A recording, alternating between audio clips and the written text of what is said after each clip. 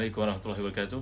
إن الحمد لله نحمده ونستعينه ونستهديه ونستغفره ونتوب إليه ونتوكل عليه ونعوذ بالله من شرور أنفسنا وسيئات أعمالنا من يهده الله فلا مضل له ومن يضلل فلا هادي له. اللهم صل وسلم وبارك على محمد وعلى آل محمد كما صليت وسلمت وباركت على إبراهيم وعلى آل إبراهيم في العالمين إنك حميد مجيد. أما بعد. Tuan-tuan dan puan yang dirahmati dan dikasihi sekalian, syukur Allah beri kepada kita kesihatan, keafiatan, kesempatan untuk bertemu pada malam ni. Ahlan wa sahlan kepada Nur Aisyah, Kak Yung, Musliha, Zafarullah, Nasir, semua yang hadir pada malam yang mulia ni ya. Mudah-mudahan kedatangan kita ke majlis ilmu walaupun tidak melihat sama lain, tapi termaktub dalam konteks hadis Nabi SAW, itulah Nabi bersabda, majtama'a qaumun fi baitin min buyutillah yatruna kitaballah wa yatadarasuna bainahum ila nazalat alaihim rahmah wa ghasyiyatuhumus sakinah wa khafathumul malaika wa zakarahumullahu fiman indah. Iaitulah maksud tidak berhimpun satu golongan di rumah Allah untuk baca ayat-ayatnya, mengkaji bersama-sama, melainkan Allah beri pada mereka rahmah, sakinah, doaul malaika dan juga zikrullah, iaitu Allah menyebut-nyebut nama mereka di sisi hamba-hambanya yang mulia. Baik tuan, pada malam ni sekiranya hadirin hadirat, tuan-tuan perempuan, walaupun saya tak melihat tuan-tuan, mudah-mudahan kita masuk dalam hadis yang telah saya bacakan tadi. Malam ni saya nak bawa cerita tentang bagaimana kasih sayang Allah tumpah kepada makhluknya. Bagaimana Allah Ta'ala memilih Nabi Ibrahim AS dengan sifat Khalilullah itu. Apakah karakter, kualiti yang ada pada baginda AS sehingga mendapat julukan, panggilan nama yang sangat mulia sebagai Abul Anbiya, dan dipanggil sebagai Syekhul Anbiya, Abul Anbiya, Khalilullah, Khalilur Rahman. Kalau tuan-tuan ada kesempatan nanti lepas PKP, lepas berakhirnya COVID, insya-Allah kita doa kepada Allah selalu ya. Moga Allah mengangkat ujian ini. Nanti tuan-tuan boleh pergi musafir ke Baitul Maqdis bersama Zazan Travel, insya-Allah Kita pergi di Baitul Maqdis tu, ada satu masjid yang menarik. Namanya Masjid Khalilullah, Masjid Ibrahimul Khalil. Masjid Ibrahim Al-Khalil, masjid tempat Nabi Ibrahim AS dahulu, dan di situ ada dikatakan makam baginda dengan isterinya, dengan anaknya Nabi Ishaq dan juga isterinya. InsyaAllah mudah-mudahan ada kesempatan untuk kita sampai ke sana, izin Allah SWT. Baik tuan-tuan, kita baca ayat 125 dan 126. Dan juga pada malam ni saya akan bawa kisah seorang sahabat Nabi yang dipuji oleh Allah kerana ada dua kualiti yang ada padanya. Apakah kualiti tersebut? Menyamai kualiti yang ada pada Nabi Ibrahim. Ada sedikit kualiti yang ada pada baginda tumpah kepada zuriatnya, kepada anak-anaknya, kepada keturunannya ya. Seperti orang Melayu kata, kalau tak kuah tumpah ke lauk, macam mana? Patah Melayu mengatakan Baik, malam ni tuan-tuan kita rujuk pada tafsir Ibn Katsir pada jilid yang kedua, masih lagi muka surat 562. Ahlan salam kakak sayang Munair, Zabidah Katum, Zamia Ramli, Rosi bin Awang, semua yang hadir pada malam ni Jangan lupa bagi tuan-tuan yang menyokong kempen satu rumah satu tafsir yang kami adakan, tuan-tuan akan boleh satu kitab yang istimewa, iaitu Encyclopedia Nama-Nama Anak. Buku ni memang rare tuan-tuan, tak jumpa dengan mudah di kedai-kedai buku. Karangan oleh mereka yang berkeahlian dalam bahasa Arab, iaitu Dr. Fauzi, Ustaz Sabaria, yang dalamnya meletakkan nama-nama, ada kajian, ada informasi, bukan setakat nama, bahkan ada ejaannya, sejarahnya. Kalau mereka di kalangan para sahabat, tengok kan, ada huraian-huraian seberingkas yang boleh memahamkan kita, dan satu nama yang kita pilih itu ada rahsia di sebaliknya, kita dapat tahu dengan informasi yang diberikan. Ada lebih 3,500 entry nama kat sini tuan. Hanya akan diperolehi oleh mereka yang membeli tafsir Ibn Katsir. Ayolah tuan-tuan, buat sikit pelaburan untuk memahami kalam Tuhan. Dalam pelaburan bab dunia, mungkin memang kita sentiasa lakukan, buatlah pelaburan akhirat untuk memahami kalam Tuhan, insya-Allah. Baik, muka surat 562 jilid yang kedua, tafsir Ibn Katsir yang biru ni. Lihat ayat yang ke 125 dan 126. Dua ayat pada malam ni, insya-Allah. A'udzu billahi minasyaitonir rajim. Wa man ahsanu dinan mimman aslama wajhahu lillahi wa huwa muhsin wattaba'a millata Ibrahim hanifa wattakhadha Allahu Ibrahim khalila walillahi ma fis samawati wa ma fil ard wa kana Allahu bikulli syai'in muhita. Sadaqallahul azim. Dan siapakah yang lebih baik agamanya daripada mereka yang ikhlas menyerahkan dirinya kepada Allah sedang dia pun mengerjakan kebaikan dan mengikuti agama Ibrahim yang lurus, dan Allah mengambil Ibrahim menjadi kekasihnya. Kepunyaan Allah lah apa yang terdapat di langit dan apa yang ada di bumi, dan adalah pengetahuan Allah itu meliputi segala sesuatu. Baik, tuan-tuan lihat pada huraian muka surat 565. Waman ahsanu dinan mimman aslama wajhahu lillah. Selanjutnya Allah berfirman, siapakah yang lebih baik agamanya daripada orang yang ikhlas menyerahkan dirinya kepada Allah, iaitu mengikhlaskan amal kepada Rabbnya. Dia beramal kerana iman dan demi mengharap ridhanya. Wahwa muhsin, sedangkan dia mengerjakan kebaikan, iaitu dalam keadaan mengikut apa yang disyariatkan oleh Allah, dibawa oleh Rasulullah SAW berupa hidayah dan agama yang benar. Kedua syarat ini adalah penting dalam penerimaan amalan. Untuk diterima amalan kita ada dua syarat saja, tuan-tuan. Nombor satu, mestinya ikhlas kerana Allah. Yang kedua, mesti ittiba'un Nabi SAW. Ittiba'un Nabi SAW, iaitu ikut Rasulullah SAW. Berarti dalam hidup ni kalau tak cukup satu daripada dua syarat ni, amalan kita ditolak oleh Allah SWT. Kalau seorang itu mengikut sunnah Nabi tapi tak ikhlas, maka tidak akan diterima oleh Allah. Orang itu ikhlas tapi buat benda yang Nabi tak anjurkan, Nabi tak tunjukkan, maka berarti dia punya amalan ditolak oleh Allah SWT. Baik ya. Jadi syarat untuk penerimaan amalan adalah yang pertama ikhlas, yang kedua sawab, iaitu musib. Dia mestilah ala haqqin, dia mestilah ikut apa yang dianjurkan, ditunjuk oleh Nabi kita sallallahu alaihi wasallam. Sebagai contohnya, bila Nabi mengajar kita sembahyang, maka baginda bersabda, sallu kama raaitumuni usalli, sembahyanglah kamu macam kamu lihat aku salat. Ada berbagai-bagai bentuk Nabi sallallahu alaihi wasallam adalah dibincangkan oleh para ulama dalam kitab-kitab fiqh mereka, tuan-tuan ya. Jadi seterusnya dalam bab haji, Nabi sabda, khuzu anni manasikakum, ambillah daripada aku cara beribadah yang aku tunjukkan kepadamu. Maka para sahabat melakukan sesuatu, mereka tanya kepada Nabi bersabda, if'al wala haraj. Ada pula bertanya dalam bentuk yang Nabi kata if'al wala haraj. Maka akhirnya bila kita mengkaji pelaksanaan haji itu ada berbagai-bagai bentuk. Dipanggil haji tamattu, haji qiran, haji ifrat. Itu adalah pelaksanaan yang telah dipamerkan oleh para sahabat, kemudian mereka meminta fatwanya kepada Rasulullah sallallahu alaihi wasallam. Maka semua itu dalam kebenaran. Baik, muka surat 566 zahir dari amal akan sah dengan mutaba'ah, iaitu mutaba'ah ni berarti kita ikut Nabi sallallahu alaihi wasallam, bukan ikut yang lain ya. Dan batin dari amal akan sah dengan keikhlasan. Maka zahirnya ikut sunnah Nabi, batinnya ikut kena ada ikhlas dalam ibadah yang kita lakukan. Bila sahaja satu amal kehilangan salah satu daripada dua syarat itu, maka amal itu akan rosak. Jika hilang ikhlas, maka dia jadi munafik, iaitu orang yang ingin beramal dipamerkan kepada manusia. Wal iyazu billah, iyazan billah. Dan ada pula yang kehilangan mutaba'ah, iaitu dia tidak mengikut sunnah Nabi, dia memandai-mandai. Dia menjadi orang yang sesat dan jahil. Jadi pada masa itu, dengan syarat bila dia menggabungkan keduanya, iaitu ikhlas kerana Allah dan mutaba'ah Nabi SAW, ittiba'un Nabi SAW, barulah amalannya diterima oleh Allah SWT. Lalu Allah berfirman, wattaba'a millata Ibrahim hanifa, dia mengikuti agama Ibrahim yang lurus. Yang dimaksudkan ini Muhammad SAW dan mengikutnya hingga ke hari kiamat. Makna serupa disebutkan dalam firman yang lain, thumma awhayna ilaika an ittabi' millata Ibrahim hanifa wa ma kana minal musyrikin, surah An-Nahl ayat 123. Kemudian kami wahyukan kepada wahai Muhammad, ikutlah syariat Ibrahim AS, seorang yang hanif, bukannya dia termasuk di kalangan orang yang mempersekutukan Allah SWT. Jadi hanif ini bermaksud berpaling daripada perkara yang syirik, makna berjalan lurus, iaitu ikut sesuatu dengan ilmu dan dengan panduan, mengikut kebenaran, bukan mengikut-ngikut ataupun mengikut orang lain membabi buta. Jadi hanif ini berarti kita mengikut satu dengan hujah, belajar, mendalami ilmu. Jadi muslim-muslimat hati dan dikasih sekalian, kalau kita perhatikan perkataan-perkataan yang digunakan oleh Allah dalam Quran, dijelaskan oleh Imam Al-Asfahani sebagai contohnya dalam Al-Mufradat, bila Allah SWT menyebut perkataan hanif. Hanif ni kalau kita lihat al-muyul, berarti dia cenderung kepada sesuatu.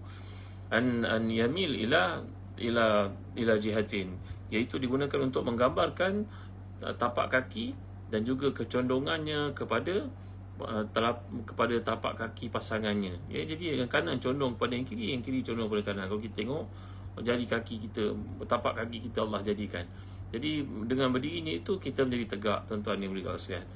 Maka ini menjadikan manusia dapat berjalan lurus. Tapi bahasa Arab ni dia satu bahasa yang apa kita kata yang complicated ataupun yang sangat ada kaedah-kaedahnya. Kalau sebut sebagai ahnaf pula, dah bererti dalam satu konteks yang lain, dia merupakan satu kecacatan. Jadi lurus ini menjadikan orang yang berjalan itu tidak melencong ke kiri, tidak pula melencong ke kanan.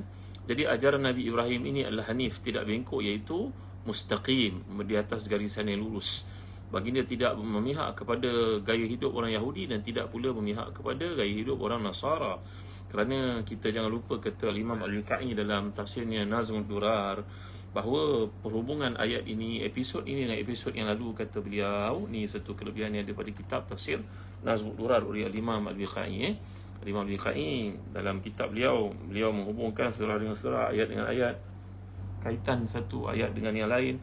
Maka beliau membuat satu pembaharuan, berfikir luar kotak untuk mendatangkan hujah-hujah tentang keserasian yang luar biasa yang terdapat antara ayat-ayat Allah. Baik, sebelum terlupa tuan-tuan, saya nak memenuhi permintaan daripada Zahlan Travel selaku penaja utama program kuliah tafsir kita. Tuan-tuan jangan lupa kami Zahlan Travel ada mempromosikan korma Mejol, korma Palestin.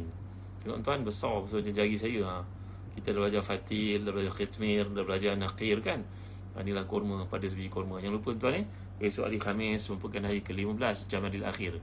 Yang sebenarnya Jumada al-Akhirah, kita Melayu panggil Jamadil Akhir.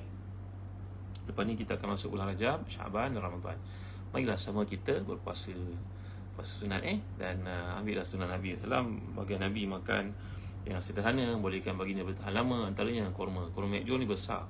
Sebiji ni boleh share 2 orang. Kalau pada zaman Nabi diceritakan hadis yang Nabi share besar macam ni, inilah kurmanya tuan-tuan. Kurma Mejol segar, bugar, cantik.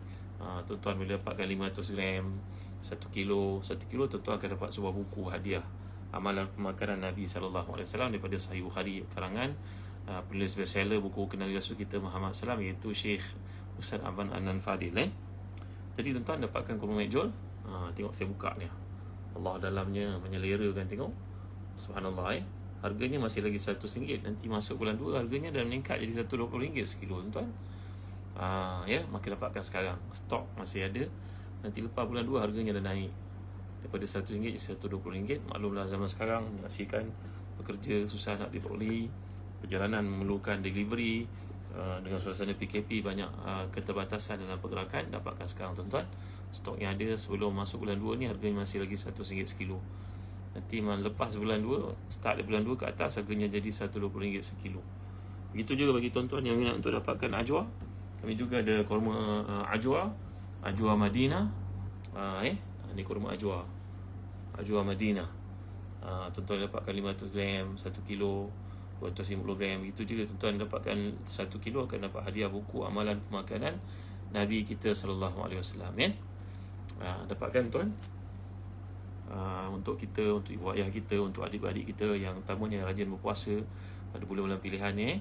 Mudah-mudahan kita dapat mengikuti sunnah Nabi SAW. Itu Nabi bersabda, man tasabbaha bi sab'i tamaratin ajwatan lam yadurruhu sumun wala sihrun. Siapa yang makan tamar ajwa setiap pagi 7 biji, maka dia akan selamat daripada racun dan juga sihir. Saya terang kepada tuan-tuan betapa bahayanya hidup kita pada ini, terdedah kepada macam-macam racun. Hidungnya, makannya, minumnya terdedah macam-macam racun tuan-tuan. Makanan yang kita sangkakan organik sebenarnya tak organik. Ada seorang penanam sayur besar di Malaysia berkata kepada beliau, seorang Cina kata, orang jual sayur organik ni macam mana dia boleh kata organik? Macam mana organik boleh jadi komersial? Dia cakap kepada saya, kenapa uncle? Saya tanya dia. Dia memiliki bangunan yang saya sewa. Maka beliau berkata, saya sudah tanam sayur 40 tahun daripada you belum hidup lagi. Dia tanya kepada saya, tapi saya memang susah nak dapat sayur organik ni untuk dikomersialiskan. Tapi saya tengok di pasar selamba je orang kata organik. Ini semua penipuan. Dia Cina, tidak Islam pun tahu penipuan tuan. Kerana sayur ni kalau tak diberi racun ni takkan hidup, dia kata kepada saya. Tuan, terdah macam-macam racun tuan. Kita amalkan sunnah Nabi yang Nabi nyatakan, kita yang meyakini apa yang disabdakan Nabi itu kebenaran, makalah korma ajwa. Korma ajwa selamat daripada racun dan juga sihir, sabda Nabi SAW dalam hadis sahih riwayat Bukhari dan Muslim. Baik, kembali kita kepada isu hanif ni tadi. Hanif berarti tidak condong ke kanan, tidak condong ke kiri. la yamilu ila syarqi wala ila al-gharbi, ghairu muzabzab. Kalau dia kata dalam Quran muzabzab ni berarti kita ni mutaraddid, kita ni macam lalang, kejap kanan kejap kiri. Tak, hanif ni merupakan jalan lurus yang telah pun ditunjukkan oleh Nabi Ibrahim, seperti yang telah saya katakan. Pandangan teori fizik mengatakan bahawa garisan lurus itu jarak yang terdekat di antara dua titik. Jadi kalau kita melencong sikit, walaupun bearingnya cuma 5 degree saja, dia akan bawa kita ke GPS yang salah, direction yang kita letakkan tidak akan sampai. Maka itulah bahayanya bila kita menyeleweng, seperti yang telah kita bincangkan. Bila turun ayat, Nabi SAW menunjukkan kepada para sahabat satu garisan di bumi, Nabi tunjukkan, ya, Nabi tunjukkan garisan di bumi, kemudian Nabi tunjukkan ke kanan ke kiri.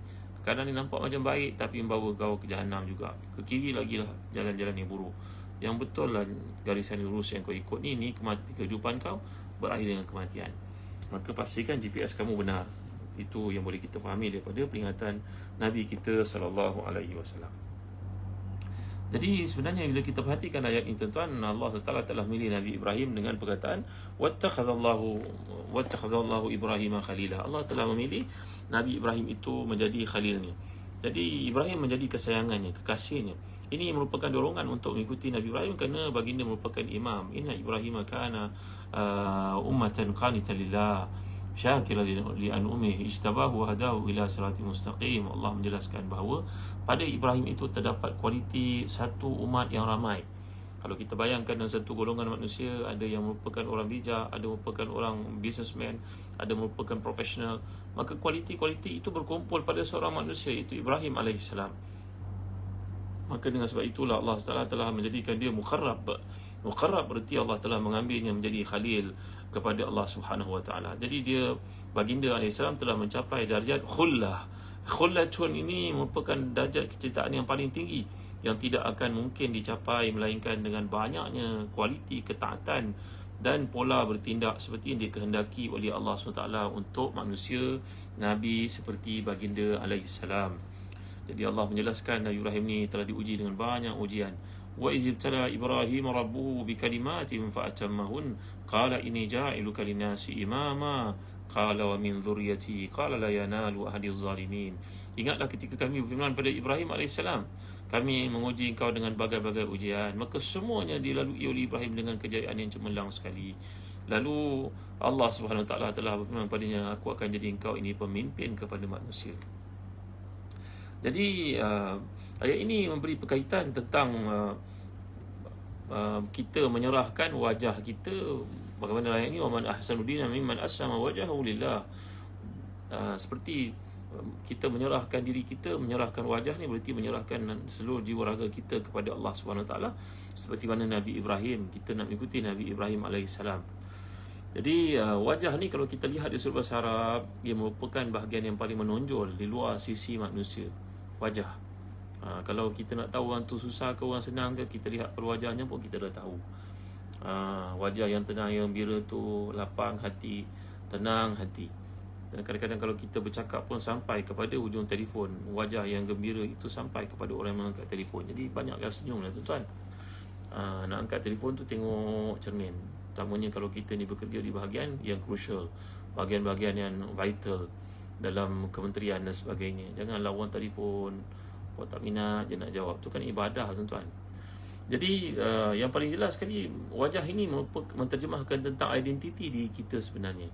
Jadi seluruh tubuh badan ni kalau ditutup tapi wajah terbuka, orang dapat menterjemah, dapat memahami wajah seseorang itu. Seperti yang berlaku pada seorang sahabat ketika beliau minang perempuan. Maka Nabi SAW telah berkata kepadanya, izhab wanzur ilaiha, pergilah kepada perempuan itu dan tengoklah dia, kerana itu akan menyebabkan kasih sayang tumbuh di hati kamu. Jangan kamu dengar orang cakap kamu terus pilih sebagai isteri. Nabi menyuruh seorang sahabat dengan satu arahan untuk pergi melihat, kerana wajah itu menterjemahkan apa yang terdapat dalam hati, apa yang kerja yang dia lakukan. Jadi sebaliknya, kalau kita lihat wajah ni menggambarkan isi dalam manusia sebenarnya. Senang ke, gembira ke, wajah yang ceria ke, yang senyum ke, atau wajah yang gundah gulana, yang kesal, yang wajahnya masam, yang mukanya muram. Jadi di wajah ni terdapat lagi satu kata Imam Muntawalli Sya'rawi, sebenarnya pada wajah ini penekanannya kerana pada wajah lah terdapat berbagai panca indera yang lain seperti penglihatan, pendengaran, pemikiran, bahkan akal kita yang terdapat dalam fikiran pun berada di kepala sebenarnya, dekat dengan wajah. Maka dengan sebab itulah wajah dipilih oleh Al-Quran dan juga As-Sunnah untuk menggambarkan totaliti manusia ni. Tuan-tuan faham kan? Jadi dalam ayat yang kita bacakan ni, bila Allah menyatakan waman ahsanu dina mimman aslama wajhahu lillahi wa huwa muhsin, orang yang menundukkan wajahnya kepada Allah. Jadi berarti penyerahan diri yang disimbolikkan dengan wajah tu amat layak, amat tepat, amat serasi dengan mesej ketundukan dan perhambaan ini, kerana wajah dipilih oleh Al-Quran sebagai dan juga As-Sunnah bagi menunjukkan totaliti perhambaan ketundukan itu tadi. Jadi yang ikhlas melakukan aktiviti kerana Allah dinamakan juga dengan ibtigha' wajhillah. Kalau kita belajar bahasa Arab, ibtigha' wajhillah maknanya mengharapkan wajah Allah, berarti kat situ ikhlas. Datang menghadap kepadanya, datang mengharapkan wajahnya, berarti datang mengharap kepada Allah SWT. Kita dah bincangkan semalam sedikit tentang ayat yang mutasyabihat. Dalam bahasa Arab ini ada juga bahasa Melayu seperti yang kita maksudkan kiasan kata, simpulan bahasa, majaznya, hakikatnya. Jadi kita kena selaraskan kefahaman terhadap ayat-ayat Allah ni dengan pengetahuan kita dalam bahasa kita, dan semua bahasa dunia ada konteks-konteks begitu. Muslim-muslimat rahmati dan dikasihi sekalian. Jadi perkataan Khalil ni, kalau kita lihat dalam bahasa Arab, dia khullatun, dia berarti celah-celah, celah, belah, apa lagi kita nak sebut Jadi kalau kita sebut Khalil ni, biasanya seorang yang kenal mengenal sebenarnya. Contohnya kita dengan isteri kita, kita tahu pada wajahnya biji matanya warna apa, rambutnya warna apa yang dia suka, apa yang dia tak suka. Ya tuan-tuan, ini maknanya Khalil. Jadi perkataan Khalil ni berarti seolah kita tahu segala rahsia yang terdapat pada orang yang kita kasih itu. Apa sekalipun perasaannya, apa sahaja yang terdapat di celah-celah dirinya, kita tahu tuan-tuan. Itu yang dimaksudkan dalam bahasa Arab yang begitu teliti penggunaan perkataan ini, kata Imam Al-Asfahani. Jadi berkaitan dengan Nabi Ibrahim, bila baginda dipanggil dengan nama Khalilullah, berarti di perkataan khullah ni tadi, seluruh saraf, sistem badan, celah, tulang, daging, kulit, rambut, bulu yang ada pada tubuh Nabi Ibrahim ini semuanya taat dan patuh kepada Allah SWT. Allahu Akbar, Masya Allah, Tabaraka Ta'ala. Tak adalah seorang manusia yang sangat patuh kepada Allah nak dibandingkan dengan Ibrahim AS yang kita ceritakan ni tuan-tuan. Jadi itu sebab Allah SWT mengkehendaki kita untuk meneladani sifat-sifat yang ada pada baginda alaihissalam, Nabi Ibrahim, yang merupakan bapa kepada para Nabi, tuan-tuan dimuliakan Allah sekalian. Baik, kita kembali kepada tafsir Ibnu Katsir, tafsir menarik ni, ya, yang saya harapkan ada di rumah setiap orang Islam. Jadi kira tuan-tuan, buatlah investment tuan-tuan untuk mami kalam Tuhan. Ya, ada orang boleh baca bahasa orang putih, bacalah tafsir bahasa orang putih, tafsir Ibnu Katsir ni. Ada yang boleh baca bahasa Melayu, baca ni tuan-tuan ni, dapatkan, milikilah kat rumah. Tuan-tuan tak akan rugi, insya-Allah tak akan rugi, ya. Selagi hayat di kandung badan, bacalah tafsir ni, baca dengan anak-anak. Jadi dalam ayat ini banyak para salaf mengatakan, para salaf ni berarti ulama-ulama yang terdahulu, ya. Salaf lawannya khalaf. Jadi para ulama salaf berkata, beliau telah melaksanakan seluruh perintah yang berada dalam setiap makam tingkatan ibadah, di mana Ibrahim perkara yang agung tidaklah menjadikannya melalaikan perkara yang simple. Perkara yang agung yang difardukan oleh Allah kepadanya tidak menyebabkan diabaikan yang kecil-kecil. Macam seseorang kita lah, contohnya, aku dah bangun tahajud, maka sembahyang qabliyah ba'diyah ni tak payahlah. Aku dah baca pada hari Jumaat, aku baca surah Kahfi, maka surah-surah yang pendek ni aku tak payah baca lah. Aku dah amalkan Ismullahil Azam, nama Allah yang paling agung, baca itu kursi, maka aku ayat yang aku tak baca. Tak tuan-tuan, kita kena amalkan prinsip dalam hidup ini macam orang yang tamakkan harta dunia. Kalau kita beli barang dengan orang yang tamakkan harta dunia, yang kedekut, yang bakhil ni, dia nak kurangkan pada kita RM1, usahakan RM1, 50 sen pun dia tak akan kurangkan. Tuan-tuan mengerti tak? Kalau kita tengok online nak beli barang, dia tak nak berusaha dengan orang yang fasih, sikit pun tak akan layan. Dalam bab akhirat, orang yang cintakan akhirat macamlah sebiji macam orang yang cintakan dunia.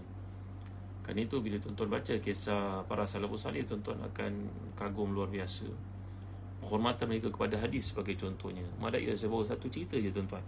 Imam Ahmad bin Hanbal begitu cintanya kepada hadis Nabi SAW, kepada sabda-sabda Nabi, beliau sedang sakit, datang orang bertanya kepadanya hadis, maka dia akan bangun duduk untuk menghayati dan menghormati hadis yang dibacakan.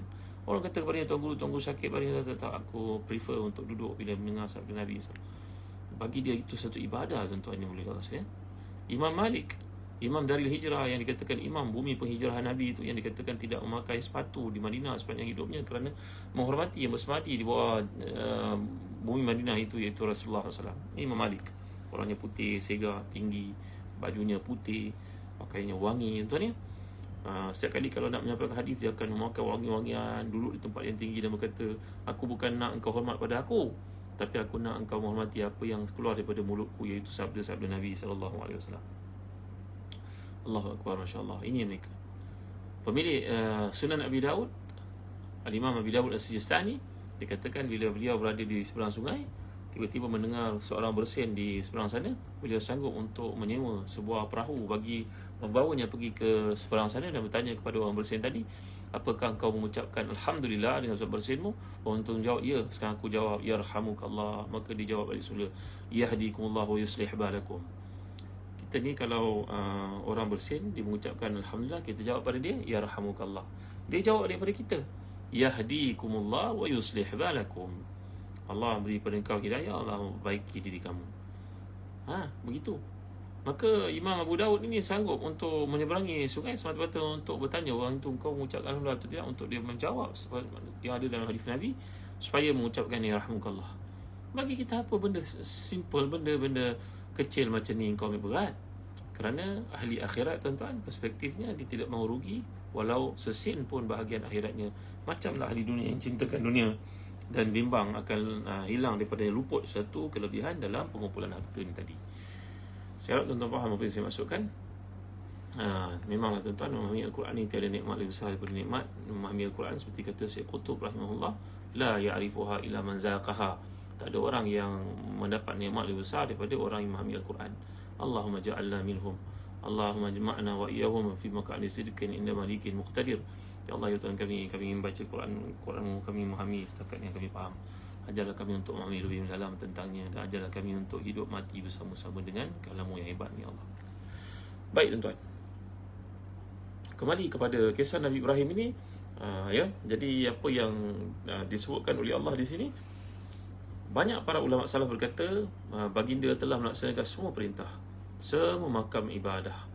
Jadi bila Allah Taala menceritakan Nabi Ibrahim dalam surah Al-Baqarah 124 yang telah saya bacakan tadi, wa izibtala Ibrahim rabbuhu bi kalimatin fa atammahun, bila Allah mengenakan ujian yang berat kepada Ibrahim satu persatu, semuanya dilalui dengan jayanya, maka Allah telah memilihnya untuk menjadi pemimpin kepada sekalian manusia. Lalu Allah menyatakan Ibrahim ni, wa Ibrahim allazi waffa, wa Ibrahim allazi waffa. Ibrahimlah yang telah pun menyempurnakan semua janji Allah Subhanahu Wa Taala. Jadi dalam kitab Sahihain ini berarti Bukhari dan juga Muslim, daripada Abu Sa'id Al-Khudri, Nabi SAW pernah bercerita dalam khutbah baginda, lalu pada akhirnya baginda bersabda, amma ba'd ayuhan nas falau kuntu muttakhizan min ahli al-ardi khalilan latakhaztu Abu Bakrin bin Abi Quhafa khalila walakin sahibukum khalilullah. Nabi telah bersabda dalam khutbah yang baginda sampaikan itu, wahai sekalian manusia, kalaulah aku dibenarkan untuk mengambil kekasih di muka bumi ini, maka tentulah orang yang aku pilih tidak lain tak bukan Abu Bakar bin Abi Quhafa. Tetapi Allah telah menetapkan aku untuk menjadi kekasihnya. Maka dalam hadis ini memang jelas Nabi meletakkan Abu Bakar lebih tinggi daripada sahabat-sahabat yang lain, tuan-tuan. Jadi hanya orang Syiah saja yang menafikan kelayakan Abu Bakar untuk menjadi pengganti Rasulullah SAW. Adapun Ahli Sunnah wal Jamaah, semua mereka bersepakat untuk mengatakan tiada siapa yang lebih layak daripada Abu Bakar Siddiq. Bahkan Syiah zaman dahulu pun, tuan-tuan, untuk pengetahuan tuan-tuan, Syiah yang ada di Yaman contohnya, Al-Imam Syaukani merupakan seorang Syiah Zaidiyah, yang saya sebut kadang-kadang tafsir bertajuk tafsir Syaukani itu, Fathul Qadir namanya. Tapi masalahnya orang terdahulu, isunya orang yang dahulu dipanggil sebagai Syiah, mereka bukan mendahulukan Ali mengatasi Abu Bakar contohnya, mereka mendahulukan Ali mengatasi Osman. Mereka meletakkan martabat keahlian untuk jadi khalifah itu, pertama Abu Bakar, kedua Umar, ketiga Ali, keempat baru Osman. Syiah yang ada hari ini, tuan-tuan, yang mendakwa bukan saja Sayyidina Ali dan keluarganya ini melayak untuk menjadi khalifah, bahkan mengatakan mereka ni merupakan orang yang maksum, macam Nabi-Nabi, macam Rasul-Rasul. Bahkan ada yang terlalu sesat hingga mengatakan suara kilat yang kita dengar tu suara Imam Ali tu, yang menurunkan hujan itu Ali tu. Ini orang yang melampau-lampau lah tuan-tuan. Dia panggil Ghula tu Syiah. Ghula tu Syiah. Ghula ni ekstrim.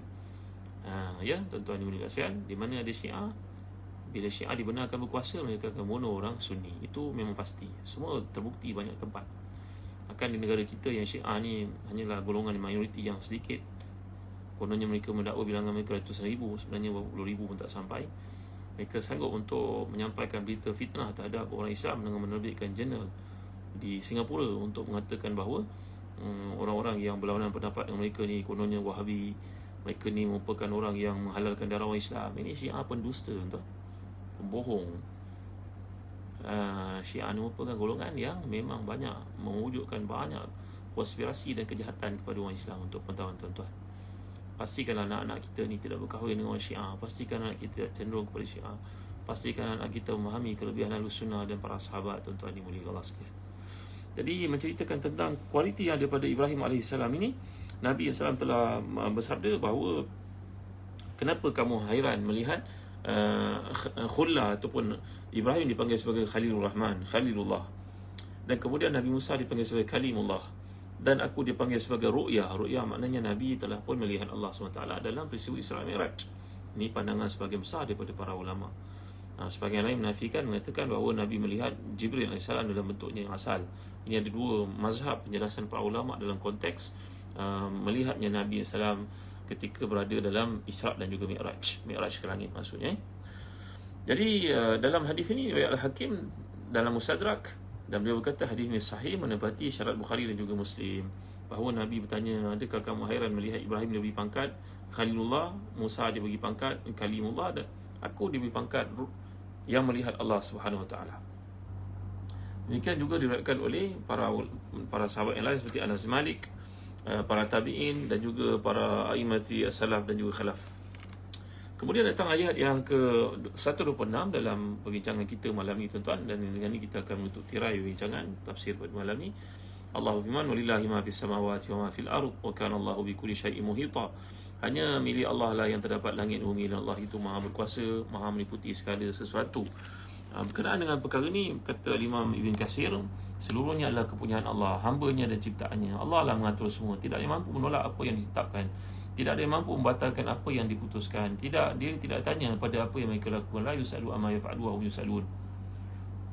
Allah bersifat dengan segala keagungan, kekuasaan, keadilan, kebijaksanaan, kelembutan, kasih sayang yang tiada tolak bandingnya. Wa kana Allahu bikulli syai'in muhita.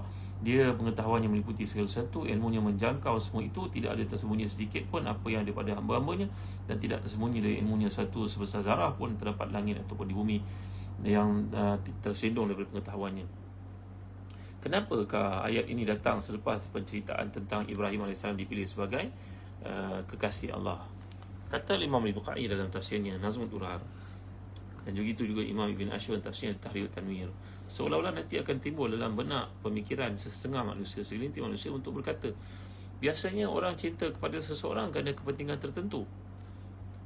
Contohnya, seorang itu cinta kepada seorang perempuan, cinta pada ibunya, cinta pada isterinya, cinta pada seseorang kerana ada satu hajat dia pada orang itu. Ibunya tentu banyak jasa, isterinya banyak jasa kepadanya. Tapi dalam konteks ini, mengapa Allah mengambil Ibrahim AS? Adakah Allah perlu daripada Ibrahim segala satu? Jawapannya Allah beritahu kita dalam ayat 26 di sini, 126, Allah memiliki langit dan bumi dan segala-gala antaranya. Allah tidak perlu pada siapa pun. Maka jangan kamu persoalkan kenapa Allah memilih Ibrahim itu sebagai kasihnya. Apakah dia menghendaki satu daripada Ibrahim? Hasya lillah. Maha suci Allah daripada kebergantungan kepada makhluk. Allah tidak bergantung sedikit pun, kerana baginya langit dan bumi dan segala sekalian yang ada di antara keduanya, dan pengetahuan Allah itu meliputi segala sesuatu. Tuan-tuan, dalam konteks kehidupan ni, kalaulah seseorang itu mungkin menceritakan keaiban orang yang kita cinta. Contohlah tuan-tuan ya, kita ada seorang pekerja kita ni seorang taat, saleh, dengar cakap. Kita tahu dia ada kelemahan. Dia bekerja dengan kita dah 20 tahun, dia tahu ada kelemahannya, tapi kebaikannya sangat banyak. Kita menghitung orang, janganlah nilai keburukan semata-mata tuan-tuan. Kebaikan orang banyak pada kita tuan-tuan. Kebaikannya terlalu besar. Kekurangan itu memang semua orang ada kekurangannya.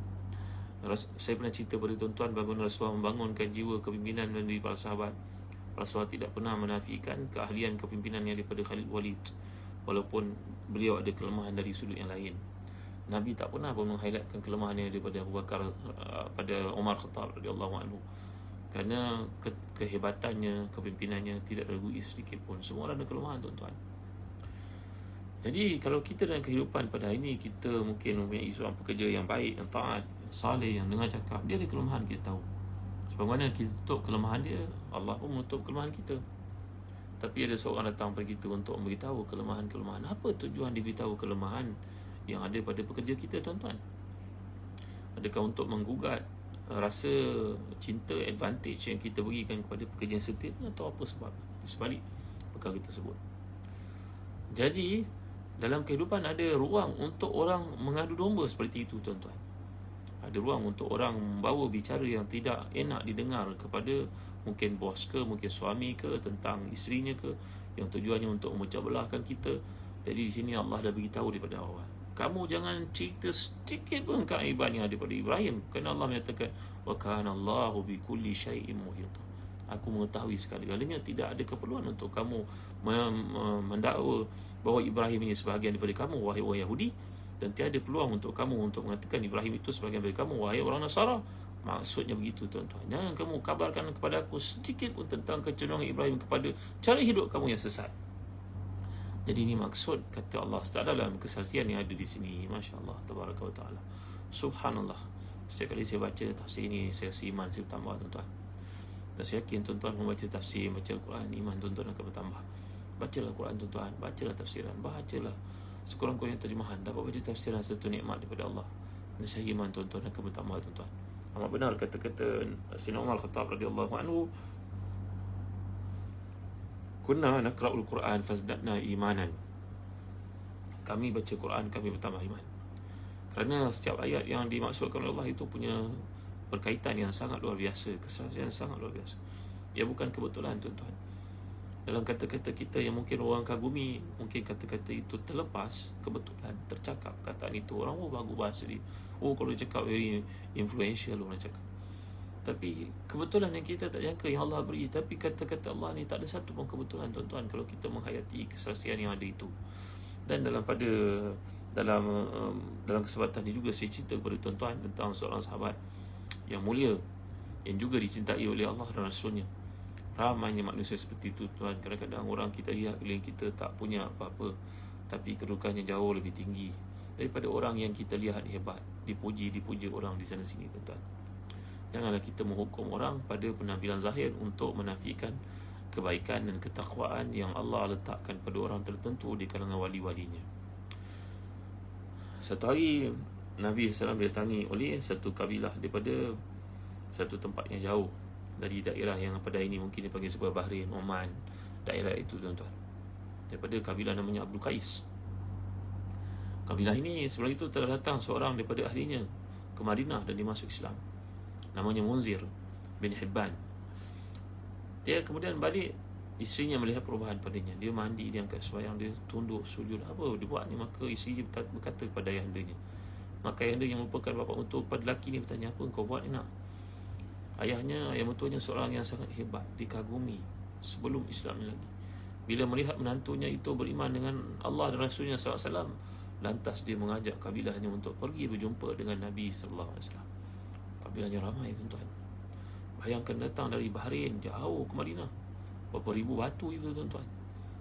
Sampai di Madinah, oleh kerana apa kita nak kata istilah, kalau istilah yang digunakan, terlalu rindu dan terlalu apa benda macam kita, apa kita nak kata, tuan-tuan, syauk ni bahasa Melayu panggil terlalu rindu, dan juga macam apa nak kata, macam cinta yang amat sangat kepada Nabi SAW. Mengakibatkan mereka ni berdebu badan, tuan-tuan, terus pergi ke Masjid Nabawi itu, jumpa dengan Nabi, peluk, cium Nabi daripada kepala hingga kaki baginda SAW. Allah hebatnya Abdul Qais, tuan-tuan, kabilah ini. Tapi ketuanya bernama Ashaj. Al-Ashaj ini tidak datang bertemu dengan Nabi. Dia siap di tempat sebelum jumpa, macam hotel lah ibaratnya, pergi jumpa sebelum datang jumpa Nabi. Dia mandi, pakai baju yang paling baik, pakai orang yang paling hebat, barulah datang jumpa Nabi SAW. Nabi melihat saja Ashaj ini, Nabi SAW telah pun berkata kepada sekalian para sahabat, inilah dia seorang manusia yang dicintai oleh Allah dan Rasulnya. Allahu Akbar, Masya Allah, Tabaraka wa Ta'ala. Inilah dia lelaki yang dicintai oleh Allah dan Rasulnya. Tuan-tuan dan hadirin sekalian, Al-Ashaj ini namanya Al-Ashaj Abdul Qais Al-Munzir bin Al-Ashaj Al-Asri. Nabi berkata, inilah dia lelaki, inna fika khaslataini yuhibbuhum Allahu wa rasuluh. Wahai Ashaj, dalam diri engkau ada dua sikap yang Allah mencintaimu dan aku mencintaimu dengan sebabnya. Allahu Akbar, Masya Allah, Tabaraka wa Ta'ala. Nabi memanggil Ashaj duduk dekat dengan baginda SAW. Maka Ashaj ini bertanya kepada Nabi, Al-Ashaj, Alif, Lam, Alif, Shin, Jim, Ashaj. Nama ni nama Arab ni. Maka Ashaj bertanya kepada Nabi SAW, wahai Rasulullah, kenapa Allah, adakah sifat yang ada pada saya yang Rasulullah sebutkan ini? Jabalani Allahu alaihima atakhal bihima. Wahai Rasulullah, apakah dua sifat yang Nabi nyatakan ini memang ada dalam diri saya, ataupun saya berusaha untuk memenuhi keduanya? Maknanya saya berakhlak dengan kedua sifat itu lalu saya mendapatnya, ataupun memang Allah telah jadikan ia daripada awal gifted untuk saya, wahai Rasulullah? Maka Rasulullah menjawab, sungguhnya Allah telah menjadikan dua sifat ini dalam dirimu sejak kamu dilahirkan, wahai Ashaj. Allahu Akbar, Masya Allah, Tabaraka wa Ta'ala, Subhanallah, Masya Allah. Ya tuan-tuan, saya nak cerita lebih lanjut. Saya rasa masa pun dah menuju ke penghujung. Ampun maaf, kita sambung lain esok boleh tak? Suspend betul apakah sifat ni tuan-tuan. Saya nak bawa lain esok lah. Saya nak tunggu bagi suspend sikit. Jadi Masya Allah, Tabaraka wa Ta'ala, sifat yang sangat mulia ni apakah kita boleh belajar supaya kita memiliki sifat tersebut, ataupun dia lahir dalam diri seseorang kita seperti lahir dalam diri Ashaj? Besok saya akan uraikan, insya-Allah. Tuan-tuan, nantikan esok tunggu saya esok, kita jumpa lagi. Mudah-mudahan Allah berkati pertemuan kita. Maaf kerana tak sempat nak menguraikan, dan saya akan ajar tuan-tuan satu doa yang berkaitan dengan sifat yang disayangi, disukai, dicintai oleh Allah dan Rasulnya yang ada pada Ashaj ini, tuan-tuan. Baik, nantikan saya esok, insya-Allah. Tolong sampaikan video ni ke seramai orang yang ada keliling kita. Moga-moga dengannya menjadi satu jariah ilmu untuk dimanfaatkan. Ampun maaf tuan-tuan ni atas segala kekurangan, keterlanjuran bicara, ketidaktepatan perkataan. Saya tak mampu nak menggambarkan apa yang dimaksudkan oleh Allah, tuan. Saya baca buku Arab, saya tengok macam mana saya selaraskan. Memang saya tak mampu, tuan-tuan. Belajarlah bahasa Arab, tuan-tuan. Mudah-mudahan nanti bulan 2 kita boleh mulakan kuliah belajar bahasa Arab online di Zazan Travel yang akan disampaikan oleh pengarang kitab Insight Bernama Anak tadi, itu Dr. Fauzi Yusof. Untuk kita belajar bahasa Arab dalam konteks ibadah. Nak tak? Saya tengok ramai dah menyatakan kesediaannya untuk menyertai kumpulan ni, insya-Allah. Dan saya sendiri pun akan mulakan kuliah online tentang ulum Al-Quran, ilmu berkaitan Al-Quran. Sebelum kita masuk pada tafsir-tafsir yang lebih detail, bagi tuan-tuan minat, insya-Allah nanti kita akan mula kuliah online. Dan ada kuliah faraid, ada kuliah belajar tajwid daripada guru yang sanad sampai kepada Rasulullah sallallahu alaihi wasallam, itu sahabat baik saya, Syekh Ahmad Jakmiri, orang Malaysia, keturunan Syria.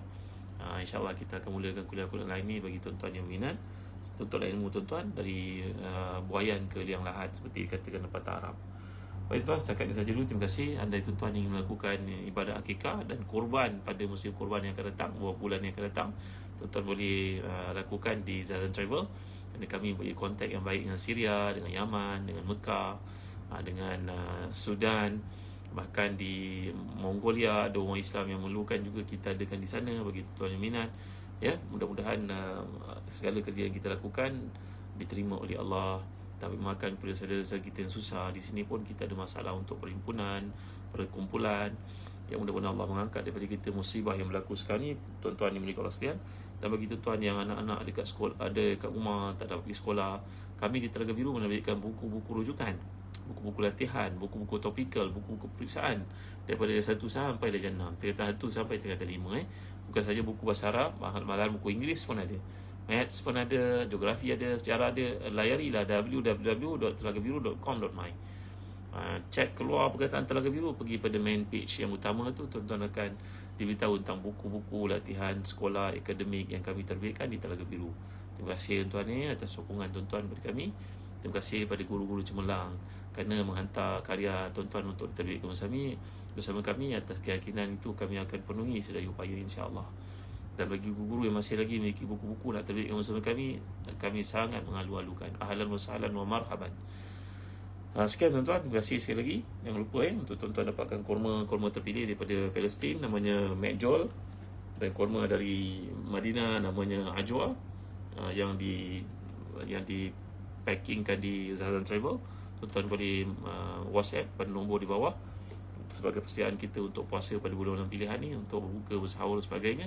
Sekian, terima kasih tuan. Kita akhiri dengan tasbih kafarah dan suratul Asr. Subhanakallahumma wa bihamdik, asyhadu an la ilaha illa anta, astaghfiruka wa atubu ilaik. Wal 'asr, innal insana lafi khusr illa alladhina amanu wa 'amilus salihat wa tawassaw bil haqq wa tawassaw bis sabr. Alhamdulillah rabbil alamin, wassalatu wassalamu ala asyrafil anbiya'i wal mursalin sayyidina Muhammadin wa ala alihi washabbihi ajma'in. Allahumma ighfir lana dhunubana wa liwalidina warhamhum kama rabbawna shighara, wa li jami'i mashayikhina wa li jami'i ashabil huquq alaina minal muslimina wal muslimat wal mu'minina wal mu'minat bi rahmatika ya arhamar rahimin. Allahumma aghnina bil ilmi wa zayyinna bil hilmi wa akrimna bit taqwa wa jammilna bil afiyah. Allahumma kfina bi halalika an haramik wa aghnina bi fadlika amman siwak. Allahumma inna nas'aluka imanan Allahumma inna nas'aluka nafsan bika mutmainnah tu'minu bi liqa'ik wa tarda bi qada'ik wa taqna'u bi ata'ik. Allahumma inna nas'aluka imanan la yartad wa na'iman la yanfad wa murafaqata nabiyyina Muhammadin sallallahu alaihi wasallam fi ala jannatil khuld. Allahumma inna na'udzubika min jahdil bala wa darkil syaqa wa su'il qada' wa shamatatil a'da. Allahumma inna na'udzubika minal baras wal junun wal juzam min sayyi asqam. Allahumma inna na'udzubika min zawali ni'matik wa tahwili afiyatik wa fujaati niqmatik wa jami'i sakhatik. Rabbana atina fid dunya hasanah wa fil akhirati hasanah wa qina azaban nar. Wa sallallahu ala sayyidina Muhammadin wa ala alihi wa sahbihi wa baraka wa sallam. Alhamdulillahirabbil alamin. Taqabbalallahu minna wa minkum.